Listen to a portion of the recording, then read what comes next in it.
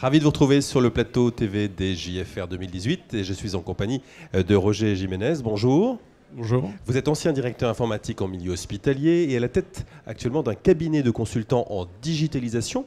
Et avec vous, ça va être le thème de notre interview va être à la découverte, si j'ose dire, des JFR 2018 par un DSI. C'est bien ça? C'est pas rendez-vous en terrain inconnu?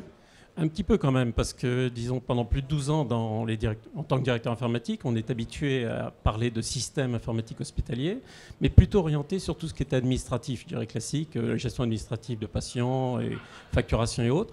Ces dernières années, ça a basculé, on a pris en compte une dimension de dossier patient informatisé, on pensait être moderne avec cela, mais je m'aperçois qu'au JFR, quand je viens, en fin de compte, il y a tout un pan d'activité au cœur même du patient, pour le soin du patient, qui nous échappe. Et d'ailleurs, en tant que DSI, je regrette de ne pas avoir été plus tôt présent, puisque les GFR, ça fait quelques années qu'elles ont lieu. Voilà. Donc je découvre beaucoup de choses et peut-être une dimension à l'informatisation qui m'a échappé. Oui.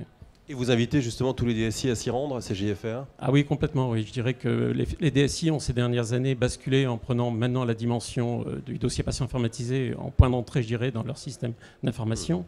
Mais les plateaux, tout ce qui est richesse de toute l'imagerie et tout ce qui est derrière, les plateaux techniques, ont échappé longtemps à la partie DSI parce qu'il y avait une dichotomie. C'est le biomédico gérait cela et l'informatique ne voyait pas grand-chose de ce domaine. Oui. En tant que consultant, est-ce que la réglementation médico-légale englobe suffisamment la diversité des objets des plateaux techniques? Alors justement, là c'est un point vraiment précis de la conservation des documents électroniques à but médico-légal, en cas d'audit ou de contentieux. Et les informaticiens, les gens de la sécurité, de la qualité, classiquement savent gérer dans le temps des problématiques documents comme les comptes rendus, par exemple les comptes rendus de radiologie, assez classiques, on est à l'aise pour les gérer. Par contre, quand on nous dit qu'il faut garder de l'image et pendant des durées qui peuvent être très longues, on est confronté à des modèles et des formats très riches qui sont liés aux modalités, je dirais, d'ICOM en l'occurrence, par exemple, et on ne sait pas les gérer. On ne sait pas ce qu'il faut recommander comme format, recommander comme système de stockage, et comment préserver la valeur, je dirais, médico-légale dans le temps. Et c'est vraiment des challenges pour les années à venir sur ce type de documents électroniques. Alors justement, parlons d'avenir. Comment voyez-vous l'évolution du système informatique hospitalier?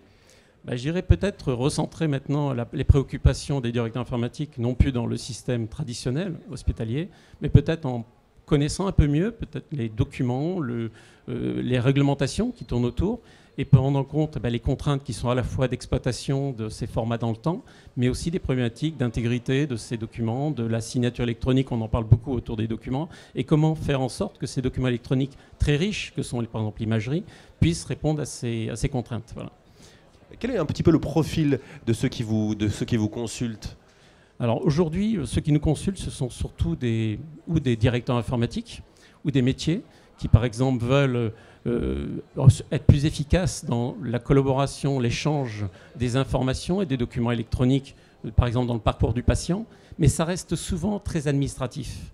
Je dirais, échappe complètement la richesse des documents et de l'information qui est par exemple l'imagerie. Quand on voit aujourd'hui, et c'est à la fois riche, mais à la fois complexe.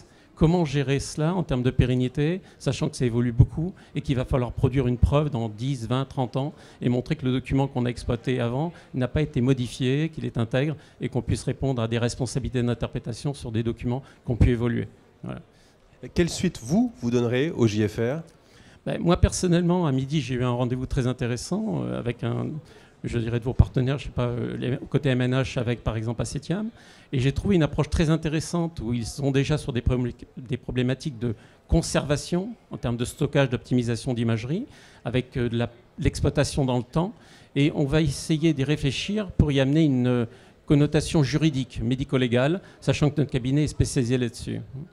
Sur ces liens entre préservation des documents électroniques hospitaliers et plateau technique, vous direz que la France, vu de votre fenêtre, le milieu hospitalier français est en avance, il a pris le train en marche? Alors, la France est, je dirais, très sécuritaire là-dessus. On a des règlements généraux de sécurité, d'interopérabilité. Je passe les détails, une réglementation très franco-française qui est en train de s'ouvrir à l'Europe, qui touche aujourd'hui et qui nous donne des réponses pour les documents administratifs, comptables et autres. Mais par contre, il y a encore des vides sur certains documents, je dirais, riches, comme la vidéo, comme l'imagerie, et pour lesquels il y a des groupes de réflexion. On travaille, nous, avec l'aéronautique, par exemple, qui travaille beaucoup avec de l'image 3D, choses comme ça. Et on rejoint rejoint, il y a des problématiques qui se rejoignent et je pense qu'on en est au début. Simplement, après, il faut savoir faire de l'analyse de risque. Qu'est-ce qu'on doit réellement préserver en termes de valeur probatoire?